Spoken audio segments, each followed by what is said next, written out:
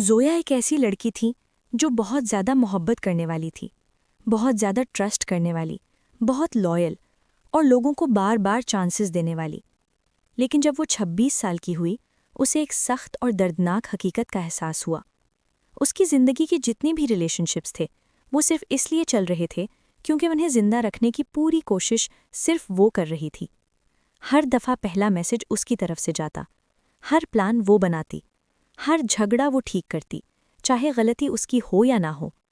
ایک رات اس کی سب سے قریبی دوست نے 3 دن تک اس کا میسج رپلائی نہیں کیا۔ وہ اپنی پریئر میٹ پر بیٹھی، آنکھوں میں آنسو اور دھیرے سے بولی، یا اللہ، میں ان لوگوں سے اتنی محبت کیوں کرتی ہوں جو شاید مجھ سے ویسی محبت نہیں کرتے۔ اسے اندازہ نہیں تھا یہ چھوٹا سا سوال اس کی پوری زندگی بدل دے گا۔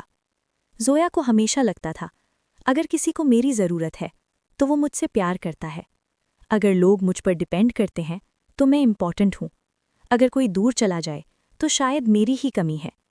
اسلامک سائیکالوجی کے مطابق یہ ایموشنل اٹیچمنٹ انسیکیورٹی ہوتی ہے، جہاں انسان اپنی سیلف ورتھ کو لوگوں کی ریاکشن سے جوڑ دیتا ہے۔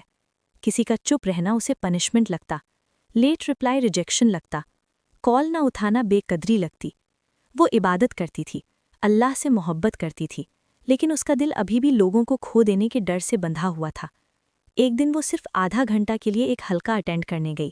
وہاں اسپیکر نے ایک جملہ کہا، کبھی کبھی اللہ لوگوں کو تمہاری زندگی سے اس لیے نکال دیتا ہے کیونکہ تمہارا دل ان پر ڈیپینڈ کرنے لگتا ہے۔ یہ بات اس کے دل میں اتر گئی۔ اس رات وہ کسی کے رپلائی کا انتظار نہیں کر رہی تھی۔ اس دفعہ اس نے قرآن کھولا۔ سورہ الدحا کی آیت اس کی نظر سے گزری، اور تمہارا رب تمہیں اتنا دے گا کہ تم راضی ہو جاؤ گے۔ اسے لگا جیسے اللہ سیدھا اس سے بات کر رہے ہوں۔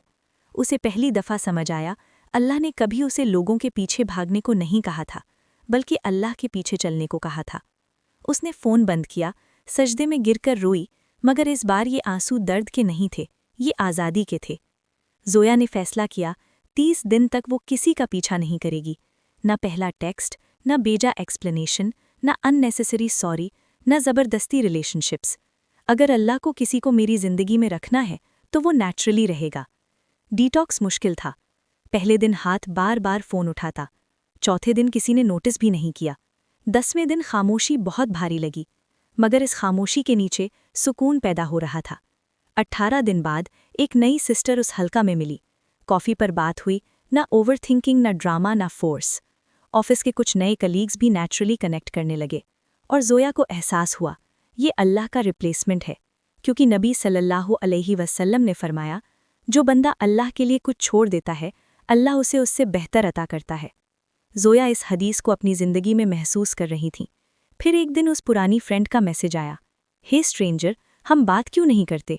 پرانی زویا پینک کرتی، معافی مانگتی، ریلیشن شپ بچانے کی کوشش کرتی، لیکن اس دفعہ اس نے ریسپیکٹفلی رپلائی کیا، شارٹ، کام، نو ڈیسپریشن۔ یہ غرور نہیں تھا، یہ ہیلنگ تھی۔ مہینے کے آخر میں زویا نے اپنے جرنل میں لکھا، جب میں نے لوگوں کا پیچھا کرنا چھوڑ دیا، اللہ نے وہ لوگ بھیجے جو خود چل کر میرے پاس آئے۔